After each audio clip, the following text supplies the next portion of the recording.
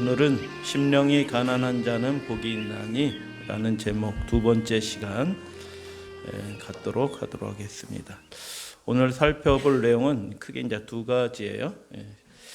왜 마태복음에는 심령이 가난한 자는 복이 있나니 천국이 그들의 것이며라고 되어 있는데 누가복음에는 그것이 그러니까 가난한 자는 복이 있나니 하나님의 나라가 저희 것이며라고 되어 있는가 다르죠? 앞에 심령이라는 말이 빠져 있어요. 그래서 이제 이 오해도 생기고 다른 예수님이 말씀하신 것과는 다른 것을 이렇게 전하시는 분도 계셔요. 예수님의 의도는 딱 하나예요. 그런데 어떤 분은 이렇게 가르치시고 어떤 분은 저렇게 믿고 이렇게 하시는 거예요. 그래서 우리가 하나님의 말씀을 정확하게 아는 것은 굉장히 중요하다고 생각합니다. 그래야지 예수님이 뭘 원하시는지 정확하게 알고 그분의 뜻대로 우리가 살아갈 수 있기 때문에 우리가 성경을 정확하게 하나님의 말씀을 정확하게 아는 것은 우리의 수고 중에서 제일 중요한 수고 중에 하나라고 생각이 듭니다. 두 번째는 천국이 그들의 것이며라고 말씀하셨는데 그 천국 하나님의 나라는 무엇이며 그들의 것이라고 했는데 그게 그들의 것이라는 게 뭐 어떤 뜻인가? 물건이면 가질 텐데 그들의 것이라고 얘기하니까 그것이 어떤 뜻인지 그 두 가지를 살펴보도록 하겠습니다. 마태복음 5장 3절 다 같이 봉독합니다. 시작. 심령이 가난한 자는 복이 있나니 천국이 그들의 것이며. 가난이라는 이미지가요 복과는 별로 상관이 없는 이미지예요. 불쌍히 여김을 받는 거잖아요. 가난하면은요 멸시받는 거잖아요. 대접 못 받는 거잖아요. 그래서 가난이라는 이미지는 복과 별 상관이 없는 것처럼 이렇게 느껴져요. 예수님의 당시에 예수님이 이 가난이라는 용어를 사용하셨기 때문에 예수님 당시의 사람들에게 가난이 어떤 모습이었는지 우리가 알면 이게 영적으로 가난한 것, 심령이 가난한 것이라는 것들이 어떤 상태인지 이렇게 비교해서 이렇게 생각할 수가 있어요. 로마 제국이 농사의 소출을 막대한 양을 공식적으로 비공식적으로 약탈해 갑니다. 제사장 정도 되면요 그래도 안정적으로 살 사람이에요. 이해가 되시죠? 그 제사 드리면서 거기서 나오는 거 가지고 먹고 사는 사람들이잖아요. 근데 일반 제사장들 중에서는 어떤 사람도 있다고요? 제사장 중에서도 굶어 죽는 사람이 있는 거예요. 가난한 사람들은요 병이 걸리면 어떻게 되냐 하면 치료를 받지 못하는 겁니다. 그리고 나라에 상관없는데 가난하다는 것은 힘이 없다는 뜻이에요. 그래서 멸시당합니다. 예레미야서라는 사람이 쓴 책인데 예수시대 예루살렘 그 당시 고고학적인 기록 발굴 뭐 등등 다 해서 쓴 책에 굉장히 중요한 책 중에 하나예요. 예수님 당시의 상황을 알 수 있는. 그래서 가난한 사람들은 슬픈 사람들이에요. 랍비들은 그러면 좀 어떠냐? 예수님도 랍비라고 불렸고 많은 랍비들이 있었는데 우리들은 랍비들을 뭐 굉장히 이렇게 해가지고 막 이렇게 목에 힘주고 막 이렇게 사는 사람으로 생각하는데 좀 우리가 생각하는 거하고 거리가 멀어요. 부인과 겉옷 한 벌을 함께 입는 랍비도 있었어요. 아무것도 못하는 겁니다. 한 벌로 입기 때문에 이 사람이 입고 나가고 안 나갈 땐 이 사람이 입고 나가고 이렇게 하는. 혹시 이렇게 사시는 분 계셔요? 어떤 랍비의 제자들은 6명의 제자들이 외투 한 벌, 겉옷 한 벌로 같이 사는 거예요. 굉장히 어렵게 사는 겁니다. 그래서 그 당시에 가난하고 하면요 굶어 죽는 겁니다. 아무것도 입지 못하고 돌봄도 받지 못하고 그런 상황에 있는 게 이제 가난이에요. 먹을 음식과 입을 옷이 없었던 랍비들도 많았고요. 부인이 겨울철에 그런데 이분들은 어떻게 하냐면 그게 난방이 없는 나라잖아요. 그쪽에는요. 난방이 없는 나라인데 겨울철에 그냥 집을 덮고 자는 사람들도 있었어요. 그러니까 그들에게 가난이라는 말을 딱 생각하게 될 때 좀 다른 의미예요. 우리가 생각하는. 그래서 이게 심령이 가난한 자라고 얘기할 때 이 가난은 뭐냐 하면 철저한 가난입니다. 하나님이 도와주시지 않으시면 살 수 없다라고 느끼는 사람, 그 심령의 상태가 가난입니다. 하나님이 오늘 도와주시지 않으면 저는 못 살아요. 하나님 없이는 하루도 살 수 없어요. 저는 그러면 죽게 돼요. 라고 간절히 하나님을 바라는 그 사람의 심령의 상태가 가난인 것입니다. 그래서 여러분, 예수님이 심령이 가난한 자라고 얘기하셨을 때 그 가난의 이미지가 이런 거예요. 누가 도와주지 않으면, 누가 그 가정을 돌아봐 주지 않으면 그 가정은 어둠 속에서, 멸시 가운데서, 껌껌한 데서 죽게 되는 겁니다. 그래서 여러분, 그 예수님의 그 복음서 읽어보면 이런 장면들이 많이 나오는데, 예루살렘은 그래서 걸식의 중심지입니다. 왜냐하면 제사들이 사람들이 오기 때문에 뭐 챙겨가지고 오거든요. 그래서 걸식의 소경, 귀머거리기, 중풍병자, 안진뱅이, 절름발이를 가장한 그런 사람들이 걸식하거든요. 이게 많이 어려운 겁니다. 가난 때문에. 근데 예수님의 복음이 가난의 문제를 해결시키기 위해서 뭐 혁명적인 뭐 이런 복음을 한 번도 말씀하지 않으셨어요. 여러분, 그래서 요즘 사람들이 어떤 교회들이, 어떤 분들이 가리키는 가난한 사람들에 대한 복음은요, 복음이 아닙니다. 그건 가짜입니다. 예수님은 그렇게 말씀하지 않으셨어요. 죽도록 가난하는데 예수님은 그 가난의 문제보다 더 중요한 문제가 있다라고 생각하신 겁니다. 거지는 아니었지만 그래서 장례식, 결혼식, 할례의식, 납고르식 등에 참여하면서 얻어먹고 사는 사람들이 상당수 있었습니다. 굉장히 많은 겁니다. 밭도 다 잃어버리고 하루하루 끼니를 연명하기 위해서 이렇게 살아가는 겁니다. 이게 그 당시 가난의 모습입니다. 이 당시 이런 모습을 생각하게 되면 오늘날 사람들은 그 베라카의 복, 그 복이 넘치는 셈이에요. 부족한 게 하나도 없는 것입니다. 근데 사람들이 어떻게 하냐면 더 많이 가지려고, 더 누리려고 욕심을 내면서 더 많이 가지려고 애를 쓰는 것입니다. 그러면서 참 불행한 것은 뭐냐면 그 심령이 가난한 상태가 무엇인지, 하나님 없으면 나 못 살아요. 이번 주 하나님이 도와주지 않으면 저희 가정은 살 수 없어요. 라고 그렇게 간절한 마음으로 하나님을 바라는 그 마음의 상태를 가진 사람들이 점점 줄어드는 것입니다. 근데 예수님은 이 가난이 일상화된 이 시대에 심령이 가난한 자, 그 사람이 복이 있다라고 그렇게 말씀하신 것입니다. 구조적인 문제였고요. 희망이 없는 가난이었습니다. 그런데 누가는 심령이라는 말을 빼고 단지 가난한 자라는 그런 말로만 그렇게 말씀했어요. 기록을 했어요. 예수님이 여기서는 이 말씀하시고 저기서는 저 말씀하셨는가? 여기서는 심령이 가난한 자가 복이 있다고 얘기하시고 여기는 그냥 가난하면 복이 있다라고 얘기하시는 건가? 그렇게 오해할 수 있어요.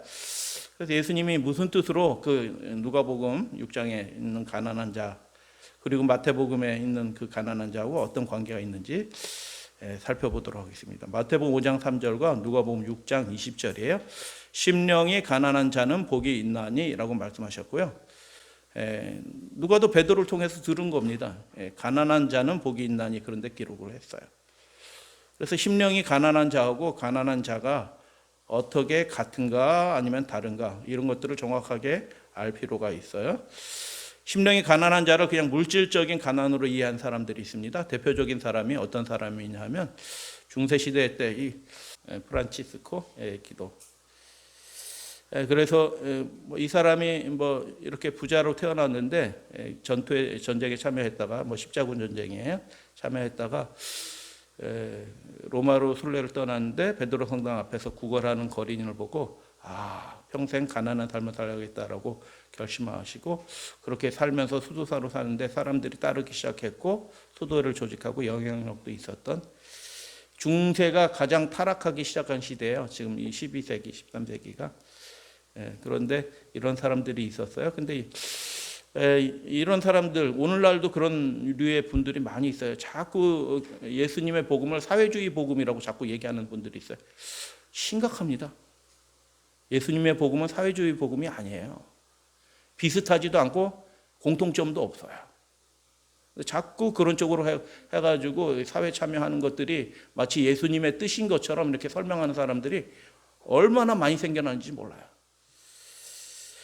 유명한 설교자이자 강해자인 로이드 존스는 이렇게 얘기했습니다. 로마 가톨릭 주석가들 대다수와 그들을 모방하는 사람들은 심령이 가난한 자를 물질적인 가난한 자로 생각하여 팔복의 제1복, 우리가 지금 연구하고 있는 심령이 가난한 자는 그래서 자원적인 빈궁을 권장하는 성경의 근거로 삼았습니다. 이 입장에 있는 사람들 중에 한 사람이 아시시의 프란시스입니다. 그들에 따르면, 그렇게 주장하는 사람에 따르면 가난한 자란 스스로 가난해지고 부귀에 등 돌린 사람들입니다. 그런데 이게 예수님의 말씀과 과연 일치하는가, 우리가 정확하게 살펴볼 필요가 있다라는 것입니다. 정말 그렇게 이해할 수 있는가? 예수님이 당신 자신의 사역을 예언적으로 설명할 때 이사야를 많은 구절에서 여러 군데에서 인용을 하셨어요. 이사야에서 그래서 가난에 대해서 얘기할 때 어떤 의미로 이야기하는지 알 필요가 있는 것입니다. 예수님은 당대의 사람들의 상태에 대하여 말씀하실 때 이사야, 들을 귀는 있으나 듣지 못하는 그런 말씀들을 포함하여 여러 이사야 예언을 종종 인용하셨습니다. 그러면 이사야가 가난한 자를 말할 때 어떤 의미로 말했는지 아는 것이 정말 중요하게 되는 거죠. 600년 이상 이사야가 예언한 뒤에 600년 이상 그 가난의 의미들이 계속 이어져 온 것입니다. 예수님 때까지. 이사야의 몇 차례? 15차례 가난이라는 용어가 나와요. 가난이라는 단어가 나오는데 하나는 아나하고 하나는 아나우예요. 어원이 같아요. 그래서 가난 또는 겸비라는 말로 이렇게 번역이 됐는데 실질적으로 두 용어가 비슷한 의미를 가지고 있기 때문에 바꿔서 사용도 되기도 해요. 가난은 정말 가난한 거고 겸비는 심령의 상태잖아요. 그죠? 심령의 상태. 그죠? 근데 가난한 사람이 또 겸비해지기도 해요. 그래서 이게 영적인 것과 물질적인 것들이 막 탁 떨어뜨려서 이분법적으로 이렇게 설명할 수는 있는 것은 아닌데 연결도 돼 있는데 의미는 구분이 된다. 근데 비슷한 의미를 가지고 있기 때문에 겸비와 가난이 이렇게 같이 바뀌어서 섞여져서 사용도 된다. 이사야에서 그 15차례 중에서 3차례는 먹을 것이 충분하지 않는 가난한 사람들을 나타내는 말로 사용돼요. 그리고 7차례는 하나님을 구하는, 누구를 구하는? 그 심령이 가난한 자라고 이렇게 얘기하지 않아요. 그냥 가난이라고 얘기할 때 그 가난이라는 의미를 어떤 맥락에서 사용되냐면 하나님을 구하는 사람을 가난이라고 얘기하는 겁니다. 물질적인 가난을 의미하지 않는다는 거예요. 이사야 선지자가 그냥 가난 얘기할 때 그것은 물질적인 가난이라기보다도 하나님을 구하는 그 겸비한 심령을 가진 사람을 그냥 가난한 자라고 얘기합니다. 5차례는 어떤 의미로 쓰였냐면 가난한 사람은 직접적으로 가난한 사람은 겸비하고 경건한 사람. 그래서 하나님을 간절히 바라는 그 마음을 가진 사람의 그 심령을 가난하다고 얘기합니다. 내가 하는 일이 별 결실이 없고 중요한 결과를 내지 못한다는 것을 아는 사람들은 이렇게 하나님을 의지해요. 우리 사랑하시는 우리 믿음의 가족들은 그렇게 하나님을 간절히 찾으시고 구하시는 겸비하고 경건하신 우리 믿음의 가족들이 되시기를 주님의 이름으로 축복합니다. 그래서 예수님이 가난한 자, 누가복음 6장 10절에서 가난한 자라고 얘기하실 때 그 가난은 어떤 가난이냐 하면 이사야에서 말씀한 것처럼 거기서 가난하면 그 이스라엘 사람들은 다 이렇게 이해한다는 겁니다. 우리식으로 가난하면 물질적인 가난이 먼저 딱 들어오는 게 아니고 하나님을 간절히 바라는 그 심령이 겸비한 경건한 하나님을 두려워하는 사람의 그 마음 상태를 성경의 저자들, 그 당시 사람들도 다 그렇게 이해를 하는 거예요. 그래서 가난한 자 이렇게 얘기해도 그 사람들은 어떻게 알아들어요? 아, 저 사람은 하나님을 두려워하고 경건하고 겸비하고 하나님 앞에 이렇게 엎드리는 사람, 이렇게 의미로 이해를 한다는 거예요. 그래서 여러분, 그런 자가 되면 잘 됐다 이렇게 얘기하는 겁니다. 어디에 고시에 합격하고 시험에 합격하고 그리고 좋은 자리에 들어가고 취업에 성공하고 뭐 이렇게 해가지고 잘 됐다 이렇게 얘기하는 게 아니고요. 예수님은 그렇게 하나님 앞에 겸비한 마음으로 경건하게 하나님을 구하는, 하나님 없이는 못 살아요 라고 얘기하는 그 사람의 그 상태가 하나님은 복 있다라고 얘기하는 거지, 뭐 입신양명하고 출세하고 성공하고 좋은 직장 들어가고 뭐 좋은 집에서 살고 막 이런 것들이 부럽다, 잘됐다, 복 많이 받았다 라고 예수님은 말씀하지 않는다는 겁니다. 그래서 세상에 이사야도 그렇고 예수님도 그렇고 세상이 구하는 그런 복이 아니에요. 하나님을 구하는 겸비하고 경건하고 그 심령이 하나님만 바라는 그 하나님과의 관계가 선명해서 하나님 앞에서 그렇게 있는 그 사람을 성경은, 이사야는 가난한 사람이라고 그렇게 말하는 것입니다. 이사야 66장 2절, 그 두 용어가 같이 쓰인다는 걸 이제 몇 구절만 살펴볼 거예요. 다 같이 읽도록 하겠습니다. 나 여호와가, 시작. 나 여호와가 말하노라. 내 손이 이 모든 것을 지었으므로 그들이 생겼느니라. 아멘. 무릇 마음이 가난하고 심령에 통회하며 내 말을 듣고 떠는 자, 그 사람은 내가 돌보려니와. 아멘. 이게 가난이란 말이 쓰인 거예요. 그런데 원문을 살펴보면 가난하고 얘기할 때 심령이란 말이 없어요. 근데 붙여도 상관없고 없어도 상관없어요. 왜냐면 그게 그 의미니까. 이해가 되시죠? 붙여도 상관없고 안 붙여도 의미는 똑같아요. 근데 붙였어요. 근데 원래 의미는 심령이란 말이 없어요. 가난한 사람은 어떤 사람이에요? 심령에 통회하는 사람입니다. 물질적인 가난을 얘기하는 것이 하나도 없어요. 배고픈 것을 의미하지 않아요. 옷이 없어가지고 덮을 옷이 없어서 지푸라기를 덮고 사는 것이 아니에요. 심령에 통원하고, 세 번째, 하나님의 말씀을 듣고 떠는 자. 이거를 세 글자로 뭐라고 그러게요? 하나님의 말씀을 듣고 떠는 자.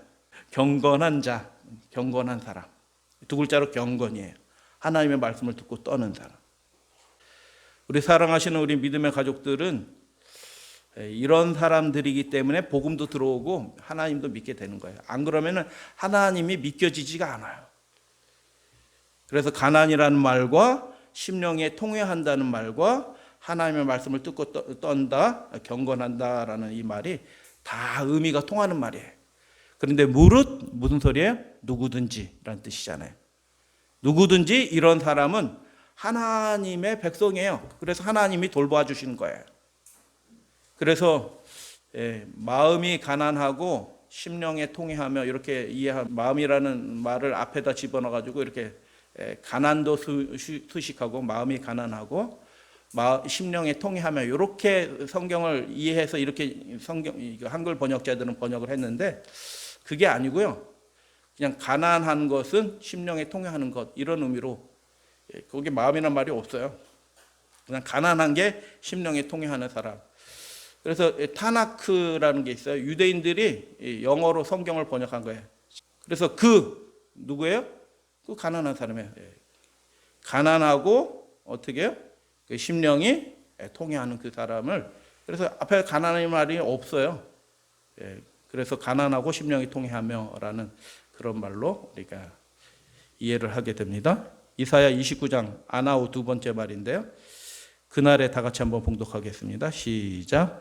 그날에 못 듣는 사람이 책의 말을 들을 것이며 어둡고 캄캄한 데서 맹인의 눈이 볼 것이며 겸손한 자에게 여호와로 말미암아 기쁨이 더하겠고 사람 중 가난한 자가 이스라엘의 거룩한 신이로 말미암아 즐거워하리니. 아멘. 그날에 그렇게 된 거예요. 1차 예수님 때 그렇게 될 거고요. 마지막 시대 그렇게 될 거고요. 예수님 오실 때 그렇게 될 겁니다.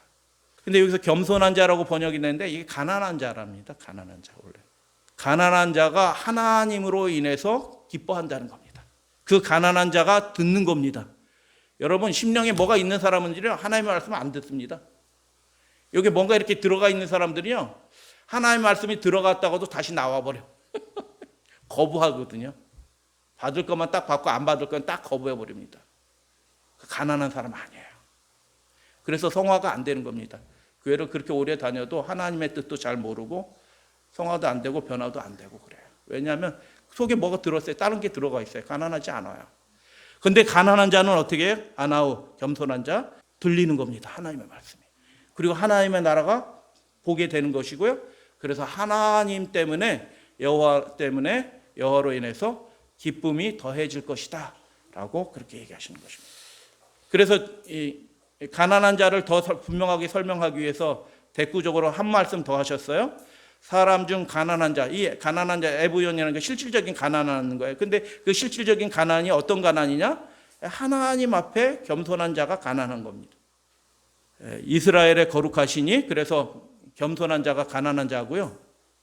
가난한 자가 겸손한 자라고 번역했는데 그냥 가난한 자로 번역해도 맞는 겁니다. 그래서 가난한 자가 하나님을 기뻐해요. 그 심령이 가난한 사람이 하나님의 말씀을 들으면 속이 시원해지는 겁니다. 아, 맞아. 근데 요즘 사람은 세상의 것들로 너무 이렇게 마음을 많이 채워놨기 때문에 무슨 말씀을 들어도 별로 이렇게 좋아하지도 않고 감동도 다 잃어버렸어요. 하나님으로 인해서 기뻐하는 사람이 되고요, 이스라엘의 거룩하신 이로 말미암아 즐거워하게 될 것이다. 그래서 이사야는 아주 명확하게 얘기하는데, 하나님 앞에 겸비한 자, 경건한 자, 그 사람이 그냥 가난한 사람입니다. 심령이라는 말을 붙이지 않아요. 그냥 가난한 자가 그런 사람이에요. 그래서 예수님이 누가복음 6장 20절에 가난한 자가 복이 있나니라고 말씀하셨는데, 그 가난한 자라는 것은 겸비한 자라는 의미고요, 심령이 가난한 자라는 의미예요. 그래서 마태복음과 누가복음이 실제로는 외국인들이 듣기에는 다른 것처럼 보이지만 예수님이 말씀하실 때나 듣는 사람들에게나 그게 다 같은 말씀으로 들린 겁니다. 우리 사랑하신 우리 믿음의 가족들은 하나님으로 인해서 기뻐하시는 겸비한 자, 가난한 자로 불러주신 것을 기뻐하시게 되기를 주님의 이름으로 축복합니다. 아유, 잘됐다 이겁니다. 복이 있나니라는 말이 무슨 뜻이라고요? 아유, 잘됐다.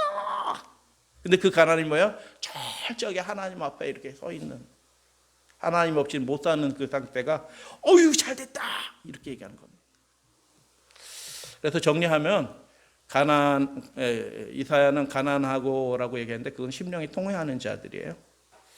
이사야 29장을 보니까 겸비한 자가 가난한 자고요, 그 사람을 하나님이 돌봐주신대. 하나님이 돌봐주시는 그 나라를, 그 상태를 두 글자로 뭐라고 그러게 해요?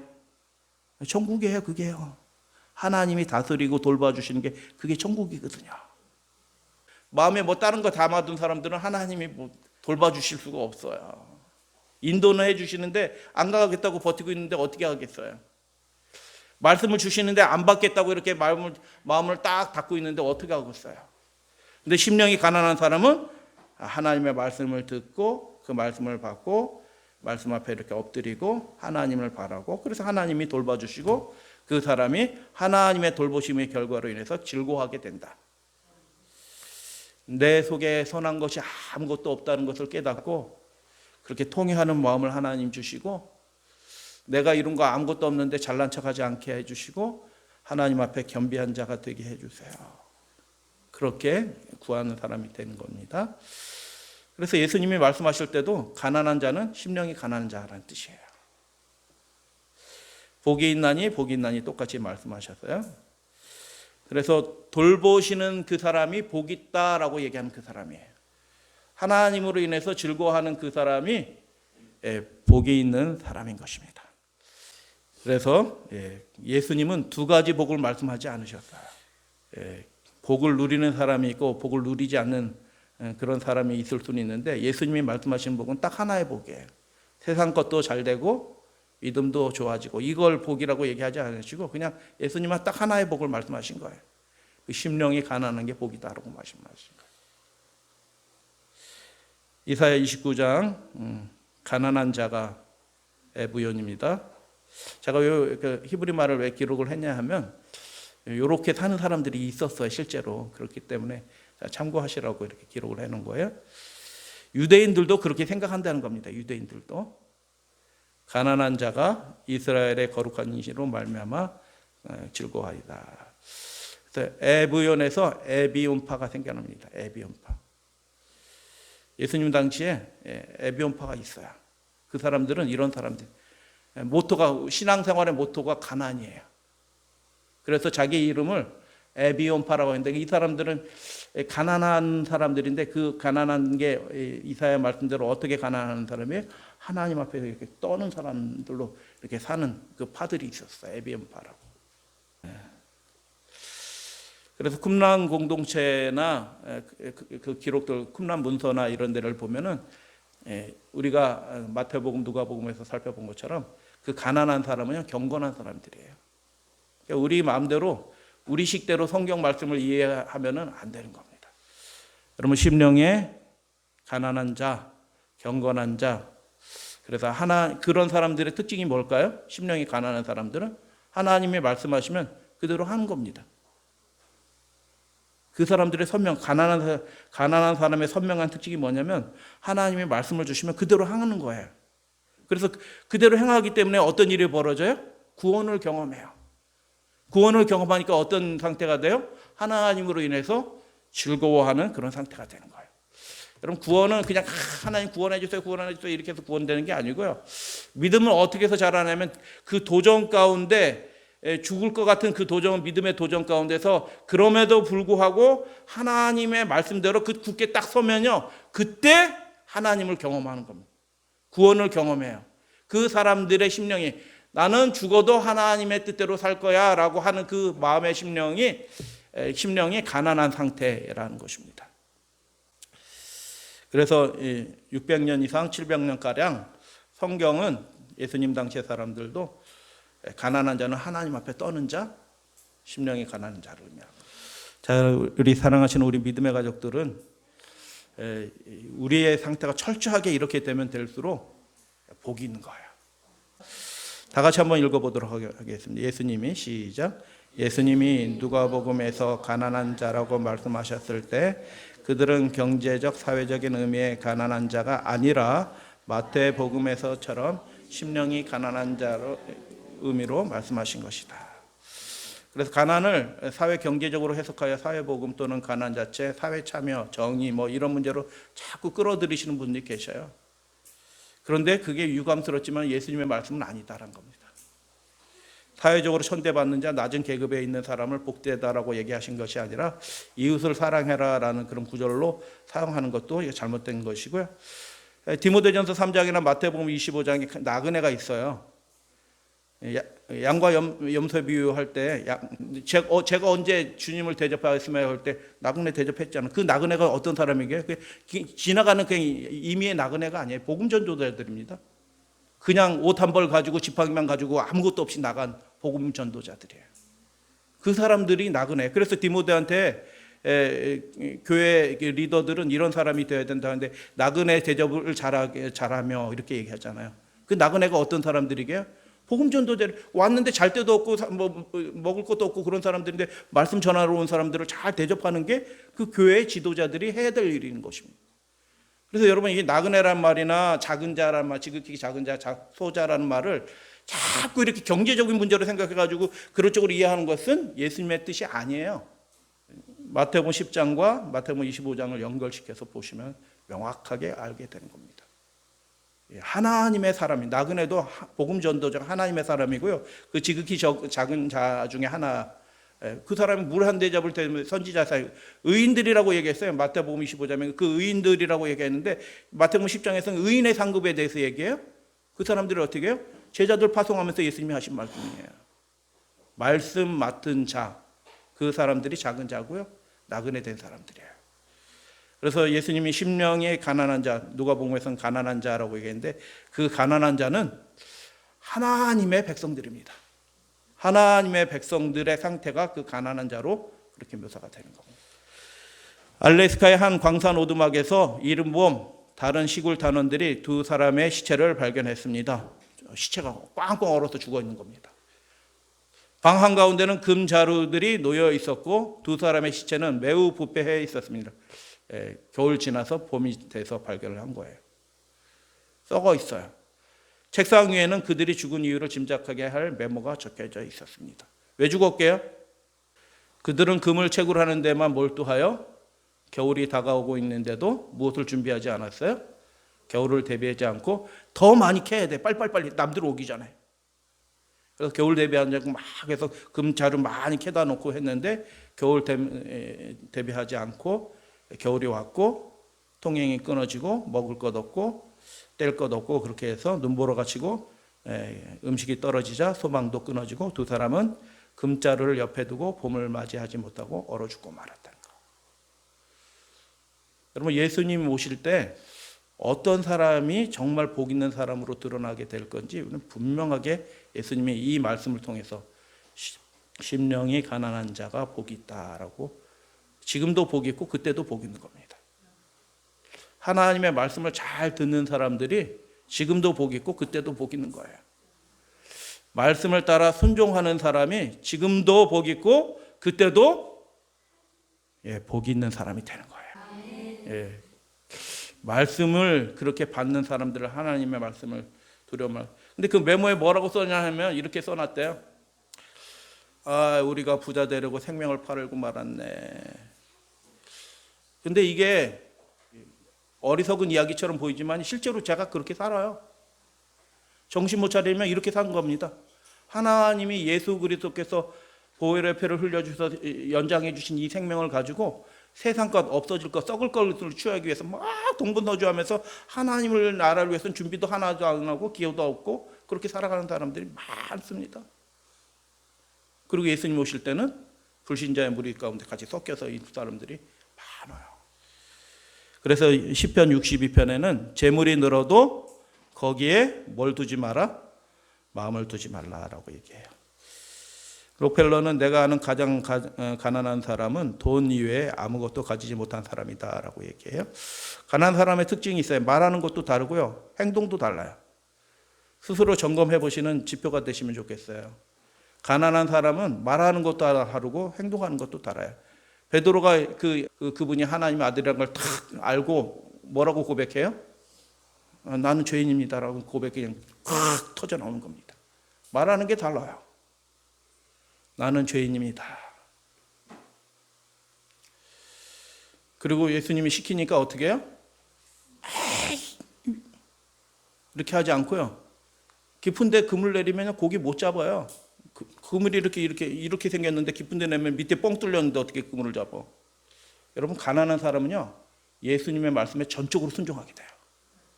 내가 가난한지 안 가난한지를 점검해보는 상황이에요. 입에서는 내가 하나님 앞에서 떠는 겁니다. 나는 죄인입니다. 근데 하나님이 말씀하신 건 어떻게? 합리적으로 생각해가지고 그거 안 될 건데 그거는 안 돼 하고 거부하는 게 아니고요. 머리로는 이해 안 되는데 시켰으니 그냥 하는 겁니다. 그게 가난한 사람들의 삶의 속에서 나타나는 것이에요. 여러분들 이렇게 되시면 축복의 사람이 되신 걸로 이렇게 생각하시면 돼요. 이사야는 이렇게 얘기해요. 하나님의 영광이 나타났을 때 이걸 빨리 깨닫는 사람들이 복 있는 사람들이에요. 나 망했다. 나 죽는다. 나에게 거룩한 것이 아무것도 없다는 걸 빨리 깨달을수록 복 있는 사람이 됩니다. 근데 이사야가 어떻게 해요? 누가 우리를 위해서 갈 거라고 얘기할 때 어떻게 해요? 그 이사야가 내가 여기 있습니다. 나를 보내소서 이렇게 얘기하는 거예요. 그래서 가난한 사람은 말하는 것도 다르고 행동하는 것도 이렇게 다릅니다. 심령이 가난한 자는 복이 있나니 가난한 자는 복이 있나니 천국이 하나님의 나라가 저희 것이며 라고 말씀하시는데 하나님의 나라가 어떤 나라인지 간략하게 이제 말씀드리고 말씀 마칩니다. 예수님은 주기도문에서 하나님의 나라가 임하옵시며 라고 얘기하셨어요. 이루어지게 되옵시며 이런 그런 뜻이에요. 누가복음 11장에서 내가 만일 하나님의 손을 힘입어 귀신을 쫓아낸 것이라면 하나님의 나라가 이미 너희에게 임하였다. 그러니까 하나님의 나라는 먼 데 있는 게 아니에요. 지금 즉시 임하는 것입니다. 그래서 하나님의 나라는 왕이 있어야 되는데, 여러분 예수님을 왕으로 섬기시는 분이신가요? 영접하신 분이신가요? 그러면 하나님의 나라가 이미 임한 겁니다. 근데 예전에 역사 드라마들을 보면 왕은 세워놓고 통치는 누가 해요?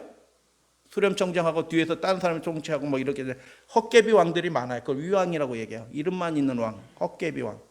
여러분 예수님이 진정한 왕이신가요? 헛개비 왕이신가요? 내 삶에 진정한 왕이신 분이 하나님의 통치가 시작이 되는 것입니다. 그 통치의 증거가 법이에요. 그 중에 하나가 통치가 시작되면 이미 하나님의 나라는 그는 그분의 나라가 되는 것입니다. 통치가 시작될 때 일어나는 현상이 있네요. 죄가 그쳐지는 겁니다. 의의 왕이시니까 그 삶에 죄가 그쳐지는 겁니다. 죄가 뿌리가 말라요. 시키지 않아도 하나님의 나라를 위해서 뭔가 하려고 고민해요. 하나님께서 뭐 부탁하시면 그거 하려고 최선을 다해요. 어찌하든 최선을 다해요. 순종하는 사람이 된다는 것입니다. 통치가 완성이 될 때 그분이 천국에 데려갈 사람들을 결정을 하시는 것입니다. 다 결정하고 얘가 이제 이 사람들이 다 내 백성들이 하고 명단을 결정을 딱 하셔요. 그때가 이제 다 됐습니다. 동시에 딱 끝나지는 않아요. 교회에서 먼저 끝난다는 거 아시죠? 그 완성이 될 때가 다 된 겁니다. 누가복음 7장에 맹인이 본다라고 말씀하셨고요. 못 걷는 사람이 걷는다라고 얘기해요. 이게 영적인 겁니다. 예수님이 실제로 고치기도 했지만 이 말씀은 영적으로도 우리가 적용할 수 있어요. 이사야 말씀 우리가 그렇게 읽었습니다. 못 걷던 사람이 걷게 되는 거예요. 못 보던 사람이 하나님의 나라를 보는 거예요. 그 죄로 부정했던 사람들이 깨끗함을 받게 되는 거예요. 그리고 하나님의 말씀이 안 들렸는데 하나님의 말씀이 들리기 시작해요. 깨달아지기 시작하는 거고요. 그 심령이 살아나는 거고요. 그걸 한마디의 말씀으로 뭐라고 얘기해요? 가난한 자에게 복음이 전파되었다. 그래서 구원하시고요, 소송케 하여 주시고요, 하나님이 돌봐주신다라고 시편과 이사야에 그렇게 말씀하셨어요.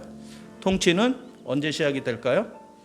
그렇게 하나님 앞에 간절한 겸비한 마음으로 하나님을 구하면요, 지금 성경을 헬라어로 된 성경을 다시 시리아어나 그 아람어로 다시 번역한 성경들이 있어요.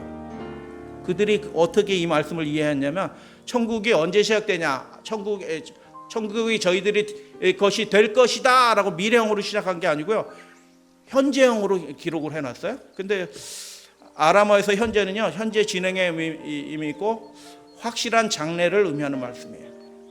그래서 천국이 저희들의 것이다 라고 얘기할 때 그들이 언제 기뻐해져요? 지금부터 막 기쁜 겁니다. 지금 기쁜 사람이 하나님 안에서 가난한 사람이에요. 하나님의 기쁨을 경험. 지금 천국을 누리기 시작하고 앞으로 영원히 누리게 될 것이다. 산상순 9쪽 읽고 오늘 말씀을 마칩니다. 당신의 과거의 경험이 어떠하든지 현재의 상황이 용기를 잃게 할지라도 만일 당신이 연약하고 속절없고 절망적인 상태 그대로 예수께로 나아가면 긍휼이 많으신 구주께서는 상거가 멀지라도 당신을 만나 주실 것이며 그의 사랑의 팔과 의의 두루마기로 당신을 감싸 주실 것이다. 아멘. 하나님이 만나 주신다. 그 심령이 가난한 그 상태로 가게 되면 하나님을 만나는 경험을 하게 될 것이다. 과거의 경험과 상관없다. 현재의 상태와도 상관이 없다. 예수님께 나아가면 그걸 경험한다. 그분께서는 우리에게 당신의 품성을 그대로 나타내는 흰 두루마기를 입혀 아버지께 소개합니다. 네, 천국 백성입니다 하고 소개시킨다는 거예요. 그분은 우리를 위해 하나님 앞에서 이렇게 간구하신다. 다 같이 읽습니다. 시작. 내가 대신 저 죄인의 자리에 앉았습니다. 제 고집대로 하는 이 자녀를 보지 마시고 나를 보아 주십시오. 아멘.